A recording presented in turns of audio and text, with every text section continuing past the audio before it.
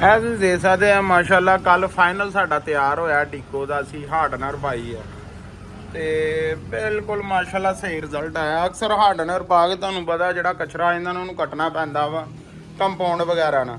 अस्सलाम वालेकुम दोस्तों, की हाल चाल है? उम्मीद करदा सारे भाई खैरियत नाल होणगे। ते असी जिहड़ा ਡੀਕੋ ਦਾ काम किया, पहले मैं वीडियो बनाई सी ते बड़े दोस्त कहंदे यार तुहाडी वीडियो दी समझ नहीं आई। तो उस तो बाद मैं एक वीडियो चाड़ी आ तो डीपली चीज़ां दसियां कि यार रेगमाल बहुत जरूरी आ कोरे ते जिन्ना हो सकदा रेगमाल लगाना चाहिए वा। उस तो बाद कुछ भी अप्लाई करोगे उसका रिजल्ट आएगा। तो कल असी ना एक ਡੀਕੋ फाइनल किया वा, उन्होंने चैक करन होण आए सीगे ते मैं चलो यार दोस्तां नाल शेयर करिए कि किद्दां दा रिजल्ट आया। तुहानूं आओ अपने काम की तैयारी दिखाने। ਇਹ ਤੁਸੀਂ देख सकते हैं माशाअल्लाह कल फाइनल साडा तैयार होया ਡੀਕੋ ਦਾ। ਅਸੀਂ हार्डनर पाई है ਤੇ ਬਿਲਕੁਲ ਮਾਸ਼ਾਅੱਲਾ ਸਹੀ ਰਿਜ਼ਲਟ ਆਇਆ। ਅਕਸਰ ਹਾਰਡਨਰ ਪਾ ਕੇ ਤੁਹਾਨੂੰ ਪਤਾ ਜਿਹੜਾ ਕਚਰਾ ਇਹਨਾਂ ਨੂੰ ਕੱਟਣਾ ਪੈਂਦਾ ਵਾ ਕੰਪਾਊਂਡ ਵਗੈਰਾ ਨਾਲ। ਲੇਕਿਨ ਜਦੋਂ ਹਾਰਡਨਰ ਮਿਕਸ ਕਰੀਦੀ ਹੈ ਨਾ, ਉਹੀ ਸਾਰਾ ਇੱਕ ਸਮਝ ਲਓ ਕਿ ਟ੍ਰਿਕ ਆ। ਹਾਰਡਨਰ ਇੰਨੀ ਕੁ ਮਿਕਸ ਕਰੀਦੀ ਆ ਨਾ ਭਾਈ ਕਿ ਬਿਲਕੁਲ ਉਹ ਜਿਹੜਾ ਨਾ ਜਲਦੀ ਸੁੱਕ ਜਾਵੇ। ਹਾਰਡਨਰ ਮਿਕਸ ਕਰਨ ਦਾ ਮਕਸਦ ਇਹ ਹੁੰਦਾ ਕਿ ਜਲਦੀ ਤੋਂ ਜਲਦੀ ਡਰਾਈ ਹੋਵੇ। ਜਿੰਨੀ ਜਲਦੀ ਡਰਾਈ ਹਾਰਡਨਰ ਹੋਏਗੀ ਨਾ ਭਾਈ, उन्नी जल्दी तुहाडा जिहड़ा तैयारी आ वो ड्राई होएगी, कचरा घट फड़ेगी। तो यह तुसीं देख सकते हो कल हार्डनर पाई आ बिल्कुल कड़क हो गया। कोई कचरा नहीं, कोई इत्ते कोई मतलब खलारा नहीं, बबल नहीं। माशाअल्लाह बहुत समूथ हार्डनर पई आ।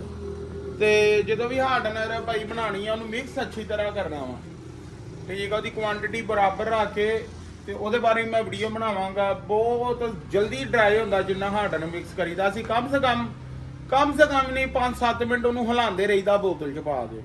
कई दोस्त जरा जल्दबाजी करते थोड़ा जिहा हिला के पा दिंदे आ, वो फिर कचरा फड़दी रहिंदी, वो ड्राई नहीं हुंदी।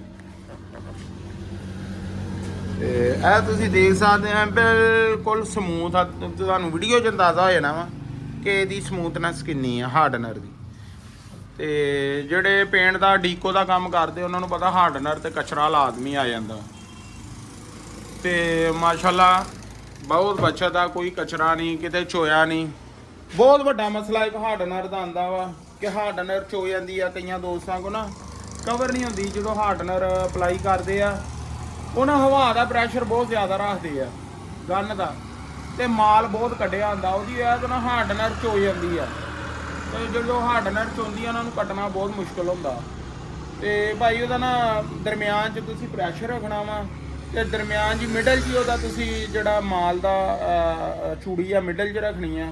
ਫਿਰ ਹਾਰਡਨਰ ਪਹਿਲਾ ਹੱਥ ਅਪਲਾਈ ਕਰਨਾ, ਦੂਸਰੇ ਹੱਥ ਤੇ ਤੁਸੀਂ ਉਹਨੂੰ ਫੁੱਲ ਖੋਲ ਸਕਦੇ ਆ। ਲੇਕਿਨ ਫਿਰ ਵੀ ਗਨ ਦਾ ਫਾਸਲਾ ਜ਼ਿਆਦਾ ਰੱਖਣਾ, ਕਿਉਂਕਿ ਜਿੰਨਾ ਹੀ ਤੁਹਾਡੀ ਗਨ ਲਾਗੇ ਹੋਏਗੀ ਉਹਨਾਂ ਜਲਦੀ ਉਹ ਚੋਣ ਦਾ ਜਿਹੜਾ ਚਾਂਸ ਹਾਰਡਨਰ ਦਾ, ਕਿਉਂਕਿ ਬਹੁਤ ਪਤਲਾ ਹੁੰਦਾ ਵਾ। ਤੇ ਇਹ ਚੀਜ਼ਾਂ ਯਾਰ ਤੁਹਾਡੇ ਨਾਲ ਸ਼ੇਅਰ ਕਰਨੀਆਂ ਸੀਗੀਆਂ। ਤੇ ਮੈਂ ਸੋਚਿਆ ਮੈਂ ਯਾਰ ਇੱਕ ਡਿਟੇਲ ਵੀਡੀਓ ਬਣਾ ਕੇ ਭਾਈਆਂ ਨਾਲ ਚੀਜ਼ਾਂ ਸ਼ੇਅਰ ਕਰਦੇ ਹਾਂ। ਕਿਉਂਕਿ ਪਹਿਲੀ ਜਿਹੜੀ ਮੈਂ ਵੀਡੀਓ ਲਾਈ ਬਹੁਤ ਸਾਰੇ ਦੋਸਤਾਂ ਨੇ ਕਿਹਾ ਯਾਰ ਕੋਈ ਵੀਡੀਓ ਦੀ ਸਮਝ ਨਹੀਂ ਆਈ। ਤੇ ਯਾਰ ਬੇਸਿਕ ਚੀਜ਼ਾਂ ਹੁੰਦੀਆਂ ਸਮਝਣ ਦੀਆਂ, ਜਿਹਦੀ ਵਜ੍ਹਾ ਤੋਂ ਚੀਜ਼ ਕੰਮ ਦਾ ਰਿਜ਼ਲਟ ਆਉਂਦਾ।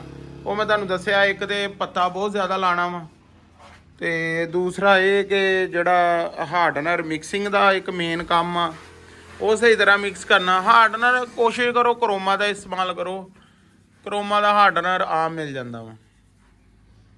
ਤੇ ਤੀਸਰਾ ਇਹ ਆ ਕਿ ਜਿਹੜਾ ਗਨ ਆ ਉਹਦੀ ਤੁਸੀਂ ਸੈਟਿੰਗ ਲਾਜ਼ਮੀ ਸੈੱਟ ਕਰਨੀ ਹੈ। ਤੇ ਬਸ ਇਹ ਬਾਕੀ 2-4 ਚੀਜ਼ਾਂ ਅਗਰ ਤੁਸੀਂ ਕਰ ਲਓਗੇ ਇਨਸ਼ਾਅੱਲਾ ਤੁਹਾਨੂੰ ਨਾ ਰਿਜ਼ਲਟ ਦਾ ਮਜ਼ਾ ਆਏਗਾ। ਅਗਲੀ ਵੀਡੀਓ 'ਚ ਆਉਣ ਵਾਲੀ ਵੀਡੀਓ 'ਚ ਤੁਹਾਨੂੰ ਮਜ਼ੀਦ ਇਸ ਕੰਮ ਦੀ ਡੀਕੋ ਦੀ ਡਿਟੇਲ ਦੱਸਾਂਗੇ। ਹਾਈ ਕਲਾਸ ਕਿੱਦਾਂ ਕਰੀਦਾ, ਕਚਰਾ ਕਿੱਦਾਂ ਚੁੱਕੀਦਾ। ਅੱਜ ਲਈ ਆਪਣੇ ਭਾਈ ਨੂੰ ਇਜਾਜ਼ਤ ਦਿਓ। ਇਨਸ਼ਾਅੱਲਾ ਅਗਲੇ ਬਲੌਗ 'ਚ ਤੁਹਾਨੂੰ ਡਿਟੇਲ ਨਾਲ ਮਿਲਾਂਗੇ। ਬਹੁਤ ਸ਼ੁਕਰੀਆ। ਅੱਲਾ।